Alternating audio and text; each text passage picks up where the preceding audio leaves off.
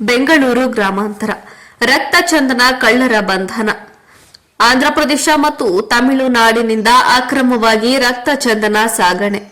ಹೊಸಕೋಟೆ ಪೊಲೀಸರಿಂದ ಭರ್ಜರಿ ಕಾರ್ಯಾಚರಣೆ. ರಕ್ತ ಚಂದನ ಮರದ ತುಂಡುಗಳನ್ನು ತರಿಸಿಕೊಂಡು ಡೆಲಿವರಿ ಟ್ರಾನ್ಸ್ಪೋರ್ಟ್ ಮಾಡಲು ಮುಂದಾಗಿದ್ದ ಕಳ್ಳರು.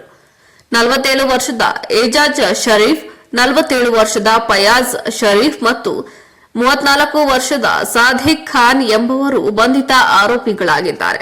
ಪ್ಲಾಸ್ಟಿಕ್ ಚೀಲದಲ್ಲಿ ಹಾಕಿ ಟೇಪ್ ಸುತ್ತಿ ಡೆಲಿವರಿ ಮಾಡಲು ಮುಂದಾಗಿದ್ರು. ಹೊಸಕೋಟೆಯ ಕೊಳತ್ತೂರು ಗ್ರಾಮದ ಡೆಲಿವರಿ ಟ್ರಾನ್ಸ್ಪೋರ್ಟ್ ಕಂಪನಿ ಮೂಲಕ ಸಾಗಣೆ ಯತ್ನ.